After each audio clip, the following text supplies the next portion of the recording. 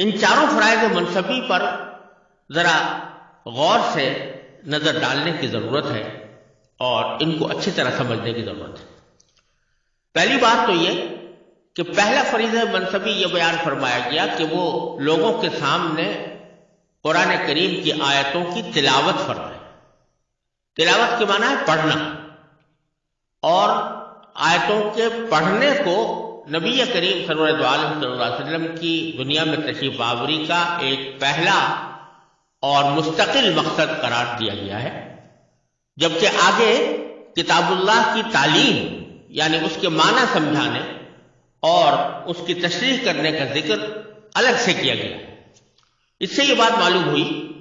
کہ قرآن کریم ایک ایسی کتاب ہے کہ جس کے صرف معنی ہی سمجھنا ضروری نہیں ہے، بلکہ اس کی لفظوں کی تلاوت بھی ایک مستقل مقصد ہے۔ اور نبی کریم صلی اللہ علیہ وسلم کو دنیا میں جو بھیجا گیا تھا ان میں پہلا مقصد یہ تھا کہ جو قرآن کریم آپ پر نازل ہوا ہے اس کی تلاوت کا طریقہ لوگوں کے سامنے بیان فرمائیں، تلاوت کر کے دکھائیں، اور اس کا مقصد یہ تھا کہ جب دوسرے لوگ آپ کی تلاوت سنیں تو پھر اسی طرح اسی انداز میں اس کی تلاوت کریں۔ اس سے دو باتیں معلوم ہوئی۔ ایک تو یہ کہ بعض لوگ جو یہ سمجھتے ہیں کہ قرآن کریم کی تلاوت اگر بغیر سمجھے کی جائے تو اس کا کوئی فائدہ نہیں یا وہ بے مقصد ہے، اور بعض لوگ گستاخی کر کے یہ بھی کہتے ہیں کہ بچوں کو جو قرآن کریم حفظ کرایا جاتا ہے جبکہ ان کے معنی وہ نہیں سمجھتے، تو محض الفاظ طوطے کی طرح رٹا دینے سے اس کا کیا حاصل ہے اور اس کا کوئی فائدہ نہیں۔ یہ آیت کریمہ ان کے اس خیال کی تردید کر رہی ہے کہ تلاوت آیات کو یعنی قرآن کریم کی آیتوں کے محض پڑھنے کو ایک نبی کریم صلی اللہ علیہ وسلم کا مستقل مقصد قرار دیا گیا ہے، جبکہ معنی سمجھانے کی بات آگے آ گئی۔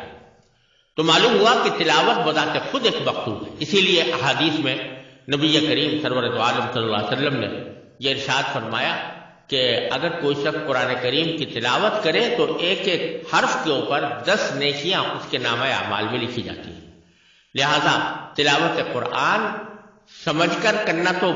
بے شک بہت اعلیٰ درجے کی چیز ہے ہی، لیکن اگر کوئی شخص پوری طرح سمجھتا نہ ہو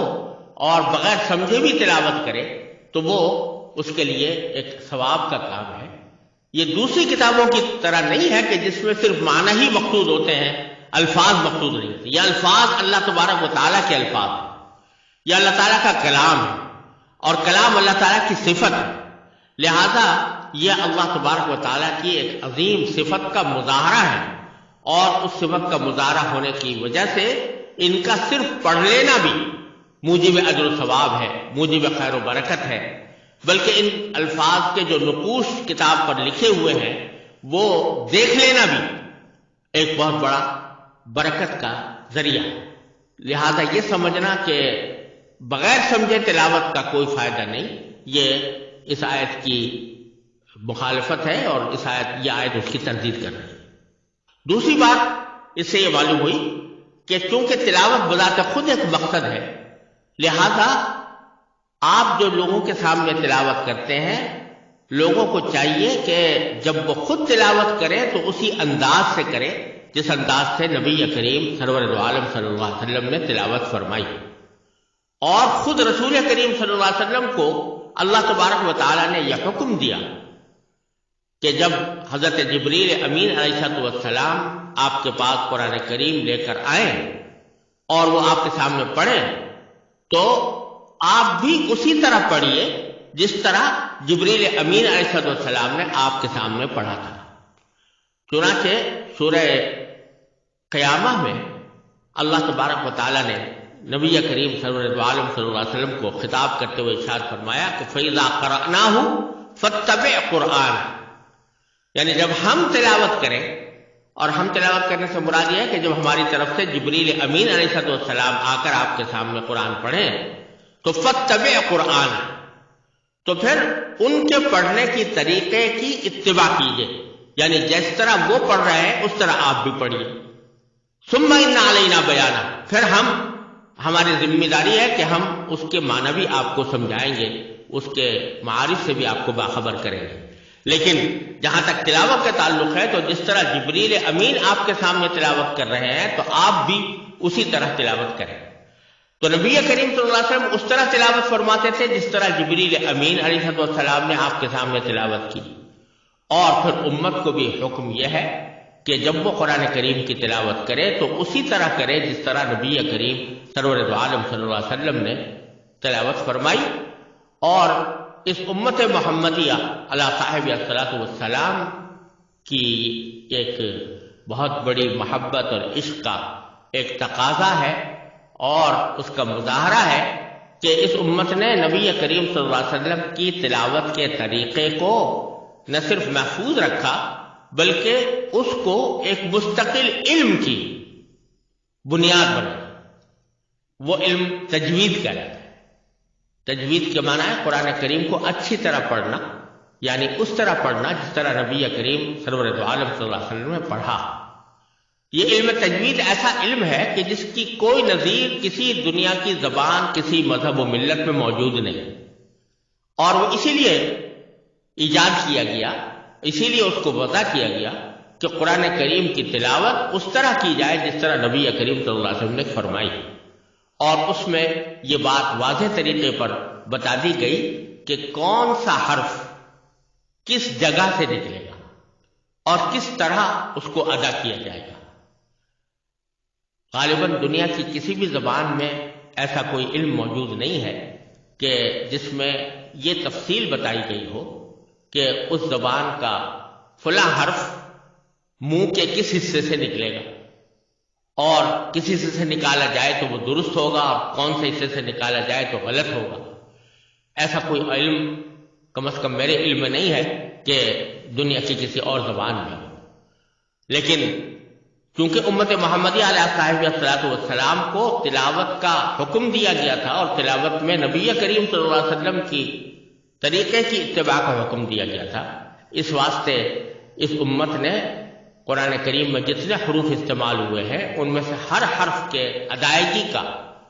مکمل طریقہ باقاعدہ فن کی صورت میں محفوظ کر دی۔ اس میں مذکور ہے کہ با کہاں سے نکلے گی، سا کہاں سے نکلے گی، سین اور سا میں کیا فرق ہوگا، سین اور صاد میں کیا فرق ہوگا، زال اور زا میں کیا فرق ہوگا، اور ضا اور ضاد میں کیا فرق ہوگا، کس کس طریقے سے ان کو نکالا جائے گا، کس طرح ان کو ادا کیا جائے گا۔ یہ ساری تفصیلات علم تجوید کے اندر موجود ہیں، اور وہ علم تجوید در حقیقت صحابہ کرام رضی اللہ تعالی عنہم نے نبی کریم صلی اللہ علیہ وسلم سے سیکھا، اور صحابہ کرام سے تابعین نے، تابعین سے تبع تابعین نے، اور اسی طرح وہ سینہ بسینہ ہم تک چلا آیا ہے، جس کے نتیجے میں اس کی عملی مشق بھی تجوید کے اندر کرائی جاتی ہے۔ اور یہ ہر مسلمان کے ذمے ایک لازمی فریضہ ہے کہ وہ اس علم کو بقدر ضرورت حاصل کرے، یعنی وہ جانے کہ میں قرآن کریم کے الفاظ کو کس طرح پڑھوں، کیونکہ قرآن کریم کی تلاوت تو بذات خود ثواب کا کام ہے ہی، لیکن نماز تو فریضہ ہے، اور ہر نماز کے اندر کچھ نہ کچھ قرآن کریم کی تلاوت ہر انسان کو کرنی ہوتی ہے۔ سورہ فاتحہ مثلا بغیر سورہ فاتحہ کے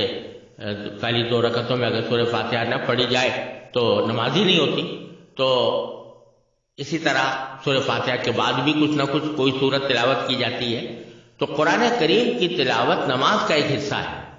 اور اگر وہ تلاوت صحیح نہ ہو اور اس میں بعض اوقات اگر ایسی غلطی ہو جائے کہ جس سے معنی ہی بدل جائے تو نماز ہی خراب ہو جاتی ہے، نماز فاسد ہو جاتی ہے۔ لہذا ہر مسلمان کے ذمہ ضروری ہے کہ وہ قرآن کریم کی پڑھنے کی طریقے کو یعنی تجوید کو بقدر ضرورت حاصل کرے، اور یہ کوئی اتنا بڑا مسئلہ بھی نہیں ہے، اس لیے کہ قرآن کریم میں جتنے حروف استعمال ہوئے ہیں ان کی تعداد کل 29 حروف ہے، اور 29 حروف ہیں، صرف ان میں سے ہر حرف کو ادا کرنے کا طریقہ آدمی سیکھ لے اور اس کی مشق کر لے تو پھر تجوید کا علم بقدر ضرورت اس کو حاصل ہوگی۔ اگر بالفرض کوئی شخص ہر روز ایک حرف کو ادا کرنے کی صحیح مشق کر لے تو 29 دن کے اندر پورے قرآن کریم کے حروف کا احاطہ ہو جاتا ہے، اور پھر اس کو درست کرنے کے نتیجے میں اس کی تلاوت بھی درست ہو جاتی ہے۔ لہذا اس آیت کریمہ میں جو نبی کریم سرور دو عالم صلی اللہ علیہ وسلم کا دنیا میں بھیجنے کا پہلا مقصد بیان فرمایا گیا ہے، تلاوت آیات، اس سے ہمیں یہ سبق ملتا ہے کہ ہم قرآن کریم کی تلاوت کو اپنی معمولات میں بھی شامل کریں اور اس کو صحیح طریقے سے پڑھنے کی پوری کوشش کریں۔